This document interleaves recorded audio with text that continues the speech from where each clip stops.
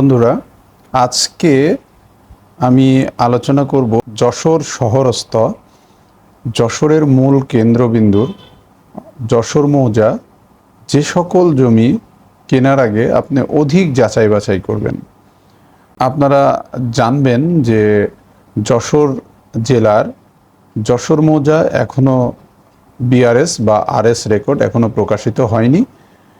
এই RS record gazette প্রকাশিত হওয়ার পূর্বে বা গেজেট পরবর্তী সময়ে যারা জমি কিনবেন তবে তারা অনেক সচেতনতার সাথে জমি কিনবেন। শহরের যশোর মৌজার অধিকাংশ জমি খাস জমি। খাস জমিটি আমি ইতিপূর্বে আলোচনা করেছিলাম। ভূমি মন্ত্রণালয়ের অধীন জেলা প্রশাসক এর নামে রেকর্ডকৃত জমিসমূহই খাস জমি। তো আমি বিভিন্ন ভিডিও আপনাদের মাঝে উপস্থাপন করব, যেই ভিডিওগুলো দেখলে আপনারা সহজেই বুঝবেন যে কোন জমিগুলো জেলা প্রশাসক এর নামে রেকর্ডভুক্ত, অর্থাৎ ভূমি মন্ত্রণালয়ের জমি। সেই জমিগুলো নিয়েই আমি আপনাদের মাঝে এখন বিভিন্ন ভিডিও, বিভিন্ন ছবি প্রদর্শন করব, যেগুলো আশপাশের জমি কেনার সময় আপনারা অধিক সচেতনতার সাথে অবশ্যই জমি কিনবেন। প্রথমেই আমি দেখাই রেজিস্ট্রি অফিস, অর্থাৎ যেখানে আপনারা দলিল সম্পাদন করেন সেই রেজিস্ট্রি অফিস 54 এবং 55, 56 দাগ। এই ছবিগুলো দেখুন, এগুলো যশোর রেজিস্ট্রি অফিস এবং যশোর রেজিস্ট্রি অফিস এর সংলগ্ন মসজিদ এবং পুরাতন কালেক্টরেট ভবন, এগুলো সম্পূর্ণই সরকারি জমি। তারপরে আপনাদের আরেকটি দেখাই, যে আরেকটি ভিডিও প্রদর্শন করি, যেগুলো রেজিস্ট্রি অফিসের ঠিক অপোজিটেই দেখবেন একটি ফাঁকা জায়গা ঘেরা, যেই ছবিতে প্রদর্শন করা হচ্ছে।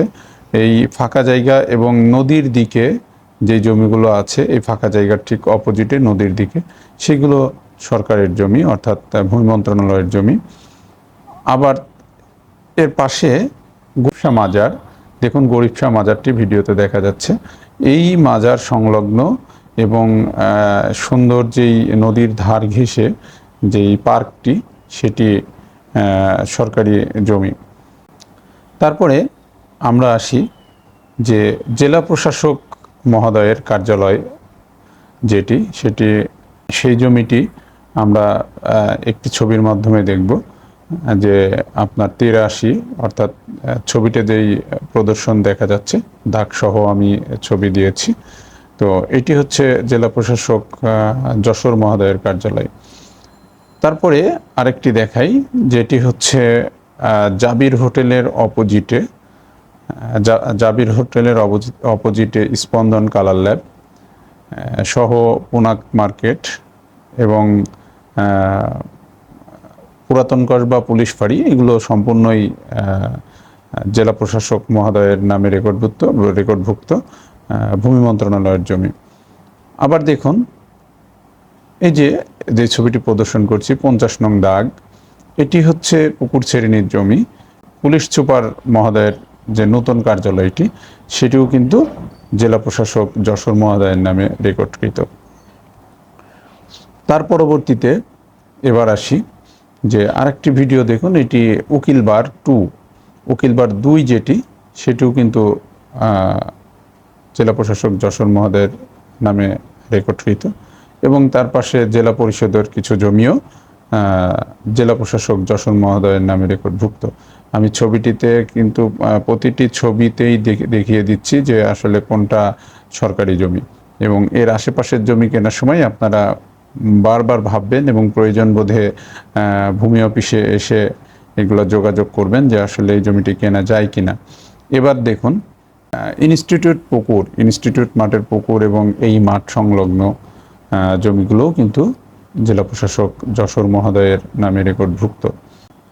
সিভিল সার্জনের কার্যালয়, সেটিও কিন্তু এই ভিডিওতে প্রদর্শিত হচ্ছে, সেটিও জেলা প্রশাসক যশোর মহোদয়ের নামে রেকর্ডভুক্ত। আবার পার্শ্ববর্তী মমিন গার্লস ভিডিওতে দেখাচ্ছি।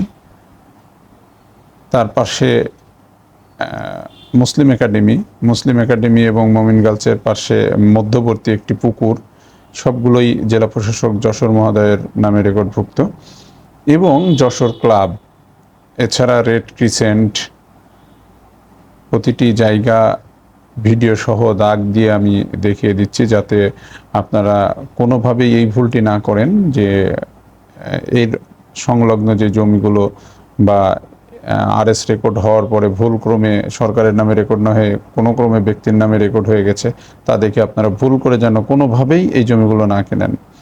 আচ্ছা, এবার আমরা আসি জজকোর্টের মধ্যে। জজকোর্টের ঠিক পেছনে একটি পুকুর আছে, সেই পুকুরটিও কিন্তু জেলা প্রশাসক যশোর মহোদয়ের নামে রেকর্ডভুক্ত, পুকুরটি আমি দেখাচ্ছি। এছাড়া যশোর যে সুইমিং পুলটি, সেটিও কিন্তু যশোর জেলা প্রশাসক মহোদয়ের নামে রেকর্ডভুক্ত। এছাড়া সর্বশেষ আমি যেটি দেখিয়েই ভিডিওটি শেষ করছি, সেটি হচ্ছে কালেক্টরেট স্কুল।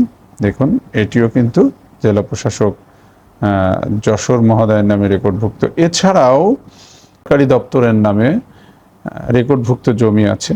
সেই ক্ষেত্রে অন্তত যশোর মৌজার জমি কেনার সময় যশোর শহরস্থ মেন পয়েন্ট সেটি হচ্ছে যশোর মৌজা। এই যশোর মৌজার জমি কেনার সময় আপনারা হাজারোবার ভেবেচিন্তে জমি কিনবেন, কারণ সরকারি জমি কিন্তু আপনি কিনলে সেই জমি কখনোই টিকবে না।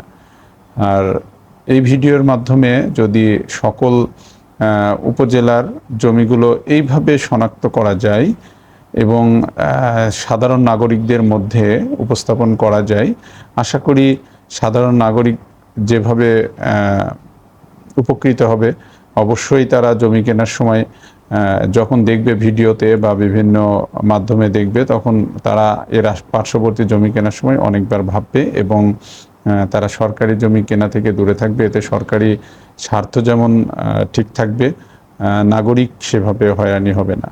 তো আশা করি সবাই আলোচনাটি শুনে এবং যশোর মৌজার যেই জমিগুলো নিয়ে আমি আলোচনা করলাম, এগুলো দেখে চেষ্টা করবেন যে এই জমি পার্শ্ববর্তী কোনো জমি কেনার সময় সর্বদা ভূমি অফিসের যোগাযোগের মাধ্যমে যদি জমি সঠিক থাকে কিনবেন, এবং যেই দাগগুলো আমি দেখালাম এই জমিগুলো কখনোই কিনবেন না। সবাই ভালো থাকবেন, আমার জন্য দোয়া করবেন। আসসালামু আলাইকুম।